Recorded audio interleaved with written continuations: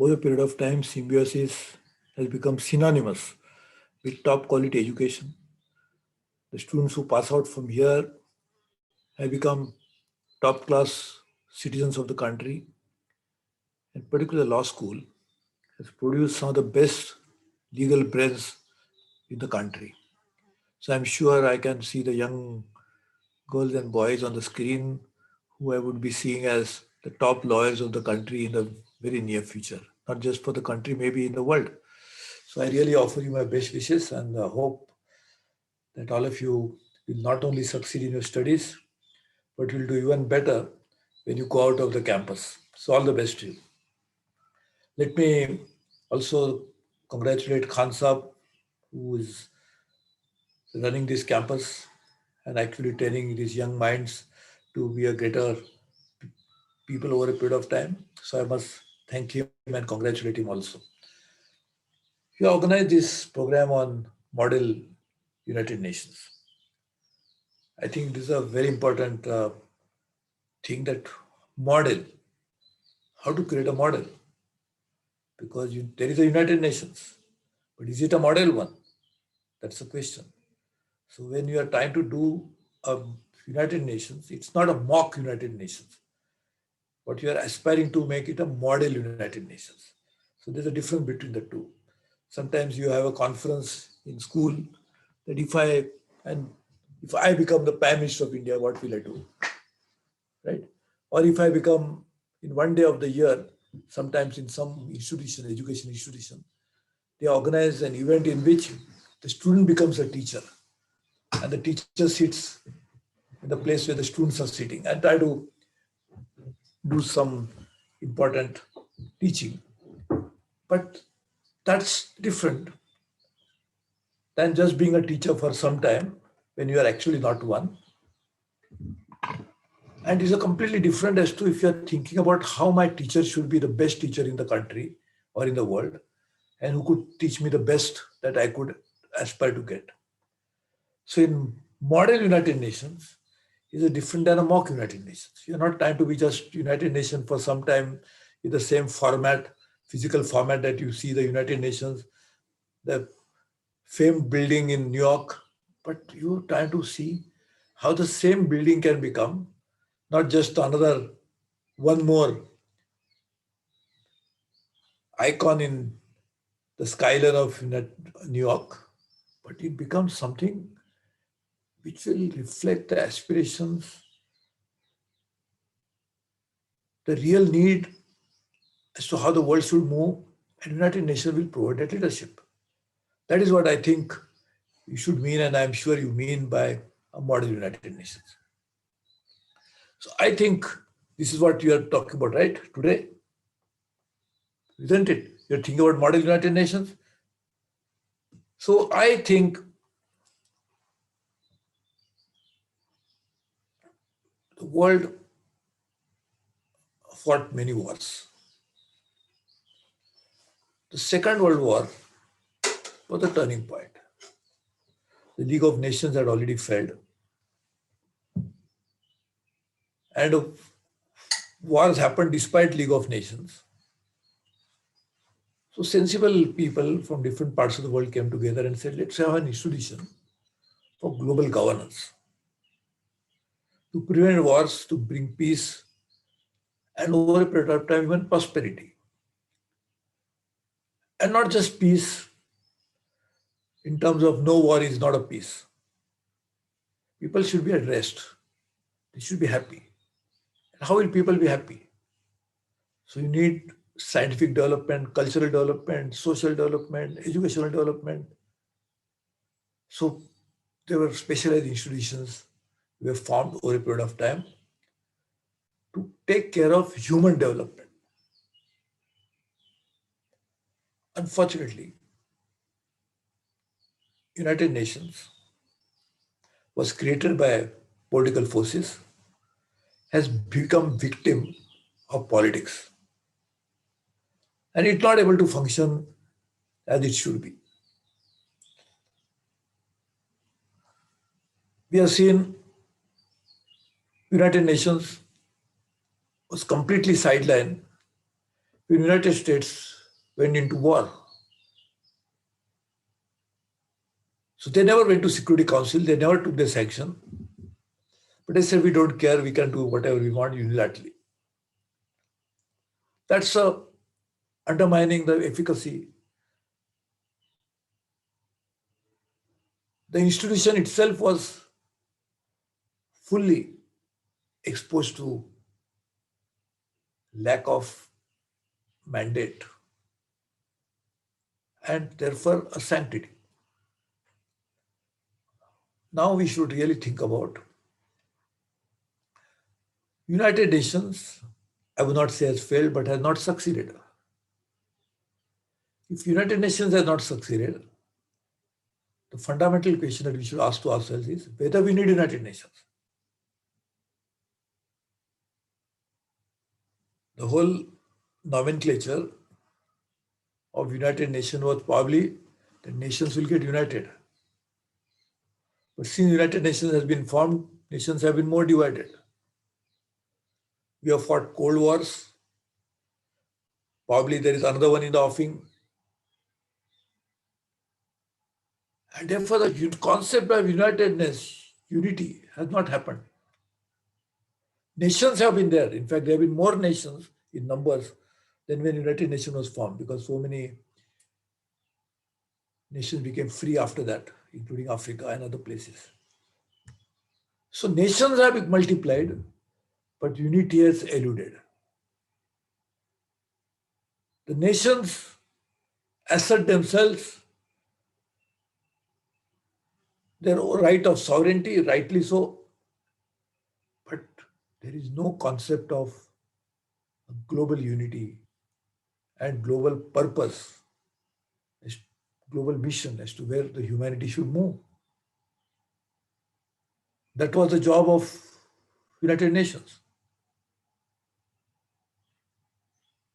The specialized organizations, whether UNESCO, UNICEF, and there are so many, WHO and many others who deal with specific subjects under the UN umbrella, UN family, again have not succeeded fully. Probably the reason is people have not taken them seriously. The countries have not accorded them full support, maybe sometimes financial support, but not full commitment towards the cause of these organizations. Maybe that's one of the reasons. The other reason could be that there is so much of bureaucracy. So many people work there. And most of the money that is supposed to be spent on the real objective of the institution is spent on the salaries and the administrative cost of these institutions. That's another problem. I think in today's light, today's world, we need United Nations, but not the same United Nations that we see today. We need a reinvented United Nations. We need United Nations not just as a body, but strong United Nations with vibrant soul, which will capture the imagination of the people, but will also encompass the societal needs. It has the ability, should have the ability to face the future challenges. There are many challenges coming up. Climate change. There's a UNFCCC, United Nations Framework Convention on Climate Change. But it is there. Has it succeeded in combating climate change? So we have to now look at future challenges which are going to come in the world and create a United Nations which will be able to address those challenges, deal with those challenges, succeed in dealing with those issues in an effective way. And that is what we have to create, that body. It must reflect the will of the people, but also must have the ability to correct the ills of the society. So will has to prevent, but ills also have to be removed. And that's what the ideal United Nations should be. That's what the model United Nations should be. We all come to college, like you have come to university, looking at models. The best lawyer. We still remember Ram Jethmalani. We still remember Nani Palkhiwala. We remember Sirwai. We remember all top lawyers of the country. Mahatma Gandhi was a lawyer. In fact, he wanted to only practice law in his life till he saw the lawlessness in South Africa. So you are also looking at models as young budding lawyers, as students of law. So model United Nations is something which we should look up to. I am sure your type of enlightened minds will bring in reform United Nations. And reform is not just expanding one organization, one membership. That's very limited view of how the United Nations should look like. It should be a very comprehensive package. First and foremost, identify the challenges of the world, which are going to come in the future, and create an organization which will have the ability to deal with them. The countries, while maintaining the sovereignty, will also surrender some sort of the power to a higher power like United Nations, so that United Nations will be able to govern better. World has become too complex since United Nations was formed, and we need global governance more than any time in the past. Therefore, we need United Nations, but we need real United Nations, not just in the namesake, not in the building. It should be felt outside the building, not once in a year when heads of the state, heads of the government go there and make speeches. That's not the United Nations people are looking for. Because when they read the speech, there is hardly anybody listens to those speeches. But speeches will not make United Nations effective. The United Nations has to be in action.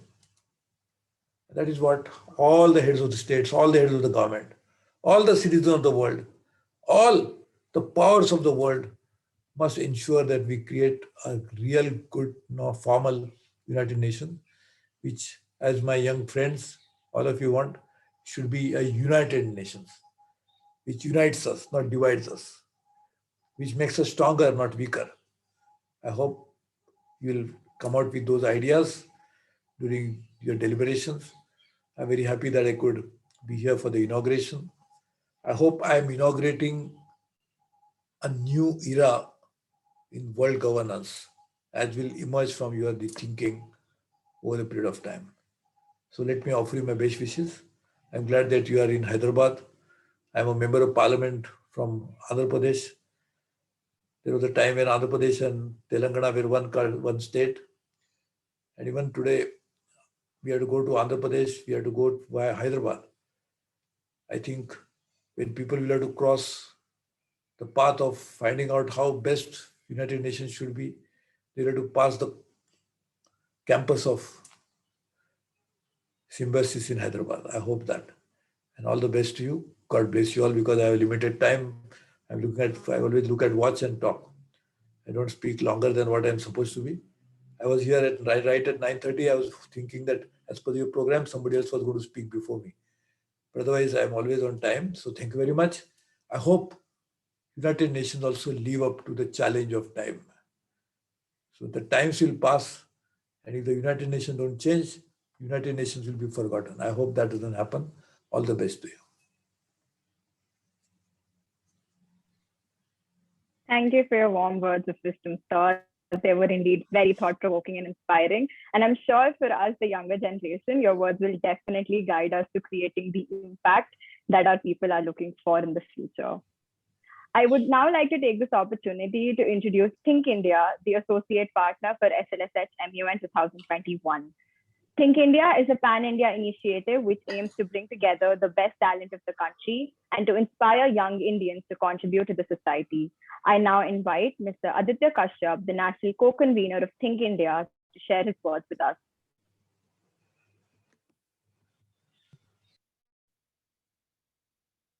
Thank you for inviting me. Am I audible?